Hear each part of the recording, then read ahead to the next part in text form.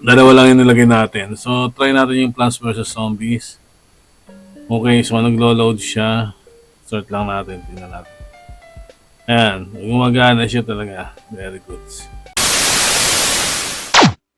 Hey guys, this is Brian Mendoza and welcome to GrillFox HD. Ngayon boss, bali gagawa tayo ng tutorial about dun sa M8 Pro para makapaglagay tayo ng added cubes ito. So pag sinaksak mo, kailangan mare-recognize siya. Yan, parang ganyan. Tapos may maglalagay ng ganito na play, nakalagay USB. There's a problem with this drive, scan the drive now and fix it. Yun, hindi natin gagalawin yan boss ha. Bali, pababayaan lang natin, X natin yan. Pagka X natin yan, makikita natin, mag-open na siya. Yung mismong USB, yung SD card na USB. Para makita natin yung loob ng SD card ng 64 GB ng M8 Pro. Sandali lang boss. Ayan, so ganyan nga boss yung mangyayari. Magkakaroon siya ng files doon sa SD card. Makikita natin lahat. Ito yung itsura, magiging itsura niya. Yan. So, paano naman natin gagalawin yung yung mga dapat natin galawin. Halimbawa, PS1 yung games na gusto mong galawin. Kukuhanin mo yung PS1 na to. Ito to. BPS1, yan ang gagalawin natin. Ngayon, pag click mo yan, makikita mo yung GUI, keymap, prompts, tapos STA. Hindi ko alam kung ano yung STA na to. May kinalaman to dun sa PS1 games. So, pupunta mo tayo ng GUI, tapos pindutin natin yung type. Tapos pagka pindutin ng type, makikita mo ngayon, lilitaw yung Microsoft Excel na BPS1. Yan yung nakalagay na yan. Oh. Yan. So all you have to do is kukopihin nyo lang to. Lagay nyo sa mismong desktop nyo. Dito. O maglagay tayo ng dito ng folder para sa meron kayong backup. So lagyan natin ang pangalan ng backup. Backup Excel. Excel. Yan. Enter natin, tapos pasok tayo. Lagyan na natin yung backup yan. Huwag nyo kalilimutan lagi na mag-backup. Kailangan mag-backup kayo ng ganito. Pag hindi kayo nag-backup ng ganito, mahihirapan kayo mag-retrieve or mag-ayos. Kasi importanteng nag-backup kayo bago kayo gumalaw ng mga files dito sa mismong SD card ng M8 Pro. Ganun boss ha. Okay, so naka-backup na tayo. Ang pinaka-the best na lang na gagawin natin is pumunta tayo doon sa other copy ng BPS1 na pwede natin galawin. USB or sa SD card na nakalagay BPS1. Dito. Yan, magagalaw ko ngayon dito. Ngayon, ano pa ilalagay natin na games para makita natin na gumagana? O dito muna sa BPS1. Double click mo lang to. Pag double click mo, yan. Nagana na siya ng ganyan. Kailangan lang dito kayo mag-adjust. Ang gagawin natin, boss, i-click natin yung BPS1 na yon. BPS1 para maiba. So may makikita kayong selection dito. A, tapos B, tapos C, tapos D. Yan. Ang importante lang naman dito boss itong A at saka B. Yan ang kailangan natin galawin. Itong A na to at saka itong B. So ang gagawin mo lang rito i-highlights natin para makita natin. Yan. Yan. Kauna-una nakalagay Tekken 3, di ba? Oh. Yan ngayon, dyan tayo magagalaw. Yan tayo gagalaw. Kailangan mag-free tayo ng space para sa natin sa SD card natin na 64 GB. So kailangan tayo mag-free ng space para makapaglagay tayo ng ibang games. Kasi pag hindi tayo nag-free ng space, walang mangyayari. Hindi tayo makapaglagay ng game. Kasi nga limited lang yung SD card natin sa 64GB. So, tanggal muna tayo sa tanggal tayo ng game sa PSP. Nag-free pala tayo ng space nito para malagyan natin rin ng games. Kasi hindi ka kasya yan sa dami ng games na nilalagay dyan.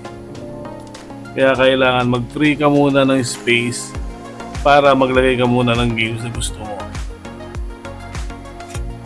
Or magdagdag ka ng space, 128GB, ganun. Sa'yo naman yun. Pero for the meantime, ito muna gagawin natin. Ang mag-free ng space, tapos maglagay ng space. Maglagay ng games para doon sa space na finry mo. Yan. So maglagay muna tayo. Unahin muna natin yung ROMs. Para maglagay tayo ng games muna. Para natin ayusin yung mismong pag-call niya ng files para malaro natin doon sa mismong M8 Pro. Okay.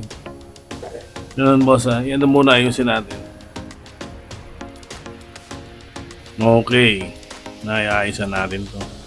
So meron siyang WWE SmackDown, Know Your Own, Jackie Chan Stuntmaster, Resident Evil, Nemesis Europe. So gawin na lang natin itong Resident Evil Nemesis para hindi siya Yan. Yan, ganyan ang gagawin natin boss. Okay.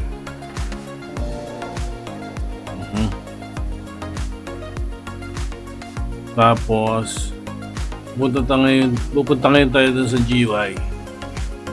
BPSP1, tapos punta kang GUI, tapos click mo yung BPS1. Yan. So spread natin to. Create me. Kailangan mo lang yan.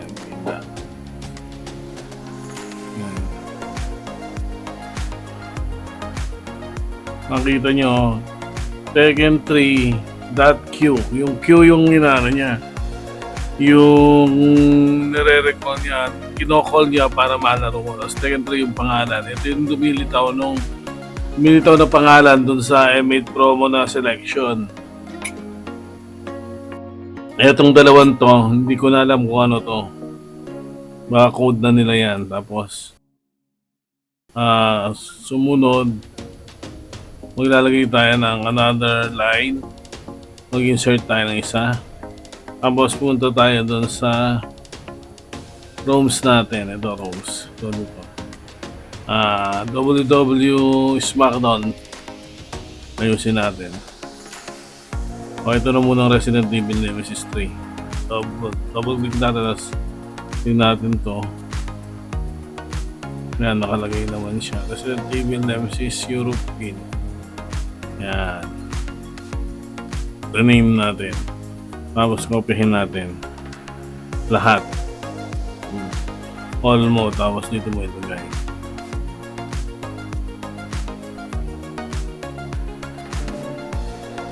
Tingnan natin.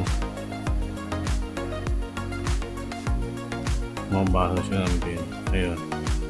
Yun, mabasa siya ng bin. So, dito tayo maglalagay. Yan, paste natin yan. Tapos yung pangalan niya dito. Right click mo to.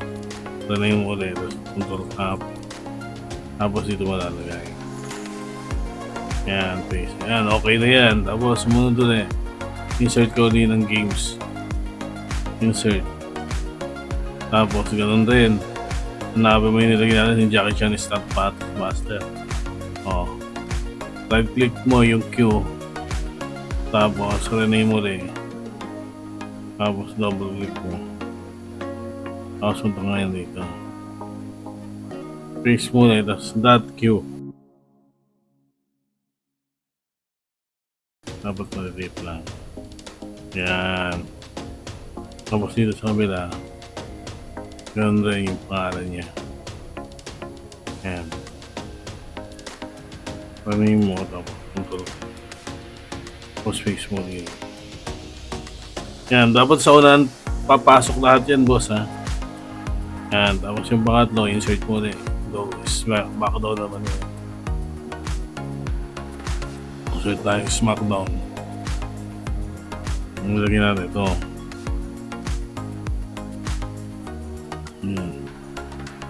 Name natin ulit. Tapos kung copy, punta ka ulit rito. Double click. Tapos .q. Yan. Tapos dito ganun din. Ano ulit natin ito? Know your role. Yan. Dito tayo. Right click ulit natin. Tapos the name. Control copy. Tapos yan. Ayan. Okay. Tapos save natin. Yes mo lang. Nailagay na natin ito yung tatlo. Resident Evil is Jack Chan, Stuntmaster, tsaka yung WW SmackDown. Ayun, bossing. Tapos titignan natin ngayon yung games na yan doon sa kabila. Sa mismong M8 Pro kung gumagana. Ayun, boss ha. Stop muna natin. Tignan muna natin yan sa M8 Pro kung gagana siya. Yan boss, bali ito na yung itsura nung M8 Pro. I-binoot up ko lang. Tingnan natin kung gumagana yung ginawa nga natin. Hopefully gumana. Para goods lahat. Diba? Okay. Tingnan natin yan. Okay. Search natin. Yan yung key.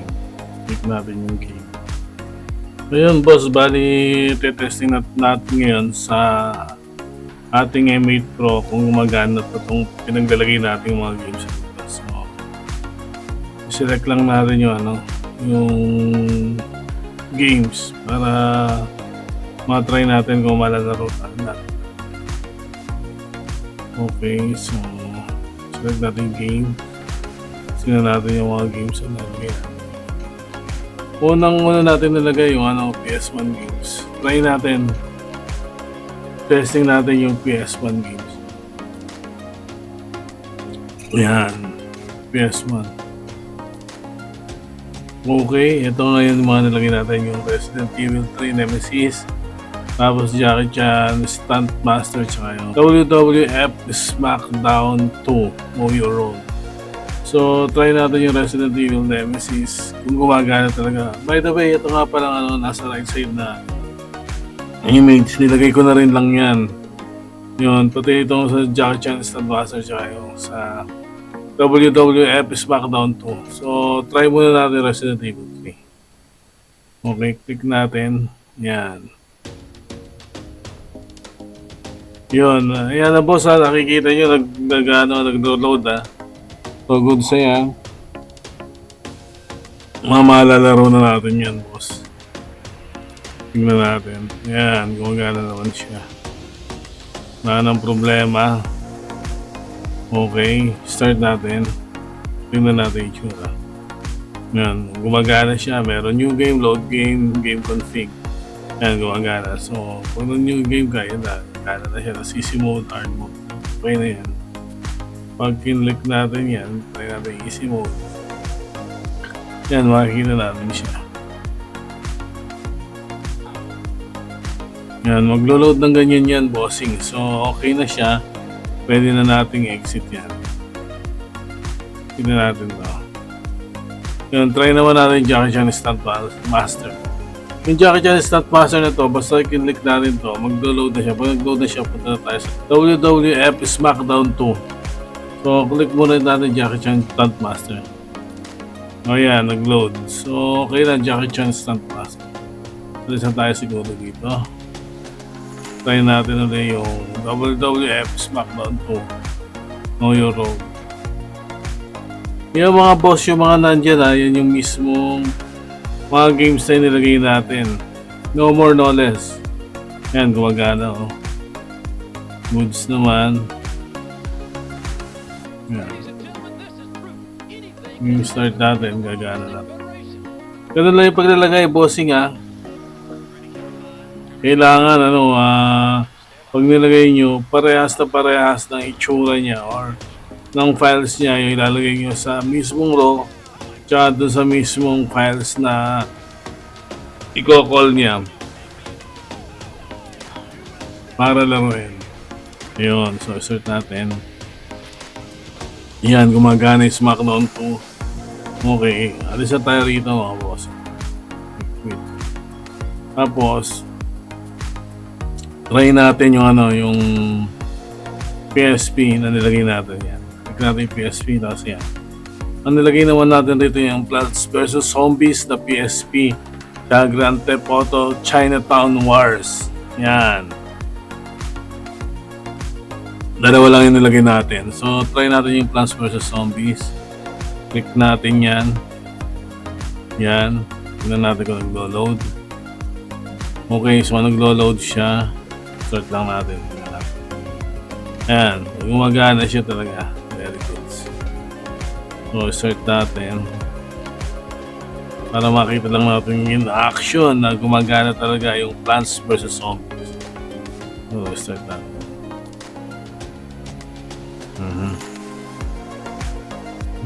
Okay. Try natin. Reset. Hindi tayo dito. Try natin. Yung mga sun, kukuhanin mo yan. Sa lahat naman ng mga parang nauso tong Plants vs Zombies familiar naman lahat ng mga tao rito sa Plants vs Zombies. Para lang. Pero maganda rito, pwede mong laruin sa PSP. Pwede mong ilagay. Okay. Na lang. Isang sun na lang para makapagkaroon tayo ng another plants. Ano yun? Ayan, pwede. Wala pang zombie yung lumito. Yun, lumito na. Yan, so gumagana yung Plants vs Zombies na PSP edition. Exit na tayo rito. Quit game. Try naman natin yung Grand Theft Auto Chinatown Wars na nilagay natin sa PSP pa rin. Click natin. Gumagana. Ayan, gumagana mga bossing ha. Nakikita nyo naman. Malupitan yan mga boss. Click natin.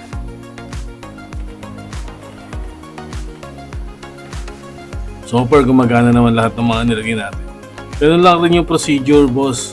Pupunta ka dun sa Excel files, tapos i-edit mo doon, tapos okay na. Yan. Tapos na. Gumagana naman siya. Malalaman nyo naman kung mali kayo. Pag mali kayo dyan, hindi gagana yan. So, checkan nyo lang, babalikan nyo, tapos pag okay na siya, yun, check nyo lang pag okay na siya, pwede nyo nang malaro yan. Hanggat hindi nalalaro, ibig sabihin may mali kayong ginagawa, boss. Kaya kailangan balikan nyo yun. Yun. So start ko lang to. Tignan natin yung gameplay. Start din natin.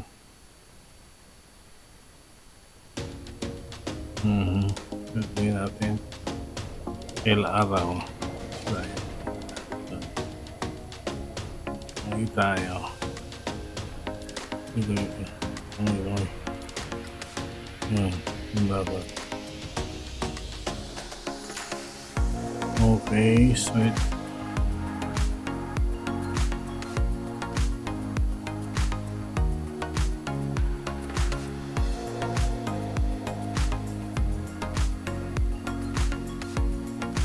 Yan. Start.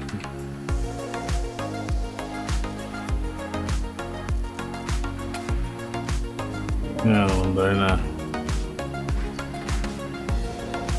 Yan, laro na natin mga boss ng kung gano'n.